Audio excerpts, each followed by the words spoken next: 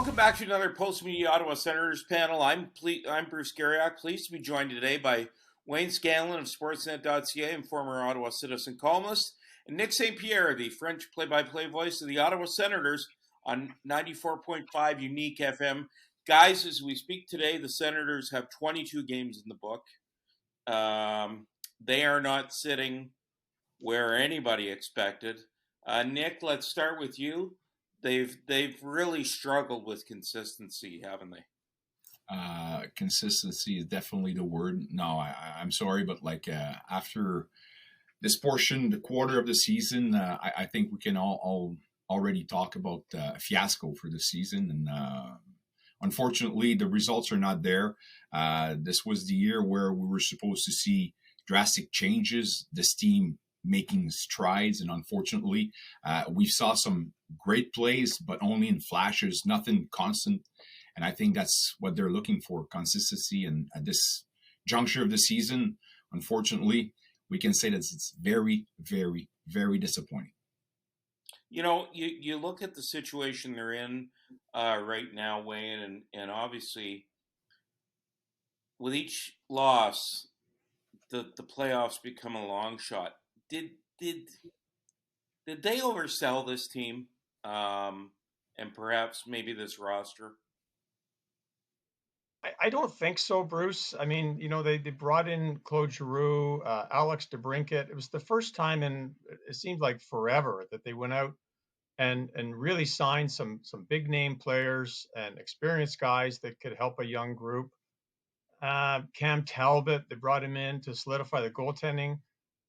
I think there was genuine excitement about this team, and to pick up on what Nick said, it's just so disappointing because it just seems like the same old. It's a different group. It seems like a better group. At times they've played a lot better, but the results aren't there. They win a couple games on the West Coast. We get excited. I even wrote a positive piece about, hey, maybe they could inch closer to 500 here, and from there anything's possible. And then they kind of stink the bed against the New York Rangers, and it's a big step back again. Very disappointing. I look at it, Nick, and defensively, I think that's one of the areas of concern. They spent a lot of the offseason saying they wanted to get a top four defenseman. They weren't able to fill that void. I do believe that Jake Sanderson has absolutely had an outstanding first half or first 20 games of his season. But defensively, I think there have been times where Thomas Chabot has struggled. They went for great periods without Artem Zub. I think that is kind of their curse right now is the way they're playing defensively. Achilles heel. I don't understand why after all this time and after all the expectation and the bar that was set so high, I can understand it's difficult to find that kind of defenseman, but still you got to deliver. We're turning our back a little bit because on the offensive side, like with the Giroux and the DeBrincat, everybody was happy about it, and with reason. Now I'm sorry, but on that level we didn't deliver. So what do you do though to compensate the fact that you don't have a legitimate top four that you're still looking for? You have to find solutions, and unfortunately we don't have those solutions. So to me, it was just hanging by a thread. And the moment we got one absentee on the top two, well, we saw the domino effect. So I'm sorry, but I don't know where to look at, but the second level and the general manager, who should have found a way to compensate, and unfortunately we don't have it. Plus, there's a lack of structure, but that we can talk about it a little later when it's time to talk about the coach. But for the moment, the blue line, unfortunately, there's a big problem, a big gap, and we didn't found a way to fill it. And there's a responsible for that one, and I have to turn to Pierre Dorion. You can talk about defense, though, Wayne, and I think one of the big issues, quite frankly, has been their goaltending, and I don't think it's been talked about enough. I think we saw a good 3-game stretch for Cam Talbot on the West Coast. But up to that point, you look at Cam Talbot and Anton Forsberg's numbers; they're not very good. And at times, you need a goalie to steal a game. Well, you do, and as Nick said, the defense, they've got personnel issues. I think probably 3 of these guys won't be part of the group when the team is a legitimate contender. The top 3 will. But Bruce, I gave out marks the other day, kind of a quarter term report, and the goalie's got the lowest grade on my marks, because I agree with you. I think Anton Forsberg hasn't been the same goalie he was last year, and boy, did he ever save the day. At least save some credibility and some pride for this team. A young team that could have got really discouraged. He played very well. Cam Talbot in spots has been great, terrific against LA. Last night, I feel like he was victimized a little bit by his own team and deflections. But you're right. He missed a lot of training camp.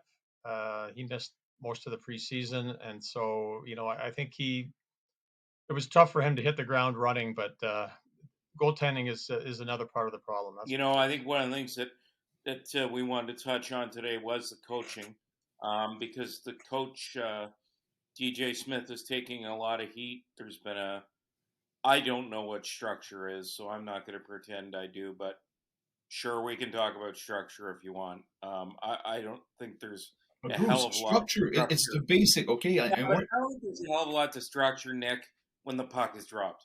It's not, like, to me, in basketball and football, coaching can control what goes on. I'm not sure you can control a hell of a lot when the puck is dropped. I can understand. Great argument. But like there's 18 at a moment in the game. I can't remember the period, but I was talking off the air with Wayne about it. And 18 is looking to where to go because now he doesn't know where to position himself. He's between 2 guys and he's just standing there. That's one thing. How many times did we saw 1, 2 guys forgotten beyond the defensive line in your own zone? Kreider, it was Goudreau. That's not the first time we saw that. To me, that's structure, where to position yourself. And please don't forget the guy behind you. That's a basic play. We don't do this right now. So for me, that's structure. I don't want to be the specialist here. I can understand, and I'm not a coach. Well, minor, but that being said, I don't want to disrespect. Hey, maybe I'll do like Martin said, no. But no disrespect to the coaches in the NHL. I'm not going to be the specialist here. But there's basic things that we don't see, and we haven't seen the progress under DJ. So to me, it's a problem. Go ahead, Wayne. Yeah, Nick, I think you're right. It's the same mistakes being made. Defensemen not having the right guys in front of the net, and I think part of a system is it's the 5 players on the ice, right? We can't just blame defensemen all the time. We can't blame the goalies. It's forwards being back in position. The centerman especially kind of being a third defenseman. Those kinds of things is systematic. I was going to say, like Dave Cameron said, like 5-5-5, 5-5-5 everywhere, 5-5-5 man unit. You don't play like that on your D zone. It's a big problem. What it's interesting you bring up Tim Stützle. I didn't like the reaction to turning Dardim Zub on that 3rd goal and saying, "Where were you?" I think it shows tremendous immaturity. What were your guys' thoughts on that? I think that's probably got to be dealt with in the room, and I would think that's probably a good situation, Nick, where our man Claude Giroux could take care of that rather quickly. Exactly. At a moment, you were asking where to turn in those situations because we didn't have the veteran leadership. Giroux is part of the reason why we brought him up, and definitely it's the kind of issue that you have to talk about in the locker room between the players, but something not to do again. And quite honestly, you need some kahunas to go and turn you around and go talk to Zub after, please responsibilize yourself a little bit there. That was my take on that. Yeah, there's a line from the Bible that comes to mind, guys, is let he who's without sin cast the first stone. I mean, Tim Stützle is not exactly like the exemplar of 2-way play for this team at 20 years of age. Made a lot of mistakes. I can think of that night against New Jersey when he committed one sin on the boards and then another back in his own end with some coverage. So he's probably the last one that needs to be calling out Artem Zub. Okay, that would be the first time the Bible has been quoted on this show. Maybe not the Oh my last. goodness. Okay, you read that somewhere. You didn't read that in the Bible. Oh, come on. I was an altar boy, Bruce. Me too. Hey, high five. Altar boy. Yeah. Lastly, before we wrap up, guys, they enter another 20-game phase here as they head towards the midseason. I believe, heading into last night, there were 9 points out of the final wild card spot in the East. There are a lot of teams to climb over. Is there a way that they can salvage this heading into the midseason? And let's just keep it small at this point. What areas of improvement would you like to see, Wayne? Let's start with you. Well, I think they're going to score enough. I think their power play is good enough. They've got to tighten up in their own end. It's just ridiculous. And those close games, they did it. We saw they could do it against LA. We need more of that tight defensive play in the third period when it matters and big saves. And what a lift it gave the team when they played that well in LA. Nick? Can't disagree with Wayne. That's exactly where you have to look for. And we're talking about structure, be more disciplined in your own zone and try to avoid those costly mistakes. And the moment you have some stability at that level, you're going to help yourself too. Because the rest, offensively, yes, definitely a little bit more regularity in front of the net. I have hope that Talbot's going to be the one who's going to take the leadership number one spot. Like we saw it with those two wins in the LA in the Western Coast. So I have hope that the moment he brings some stability, we're going to have something more solid. But if you're talking about salvaging, yesterday before the game, I was saying there's hope because this week might be the one where we see the change and every game was available for them. With that loss yesterday, it's like 2 step up, 1 step back. Yeah. Sorry, but we're going to hit a wall. And let's just do this quick. I think they should go get a defenseman. Nick, do you think they should go get a defenseman? And just real quick, yeah. At what cost? You really, at this point, with what you have for result, is to see, first of all, in the context of the sale, I don't know if Pierre Dorion can actually act in carte blanche. So, okay, go get some depth. But as far as the top four, if you think that you're going to salvage your problems and your season with that one top four, I think there's way more than just one player that can make the difference. Wayne? I think they got to do something, Bruce. They either change coaches or make a trade.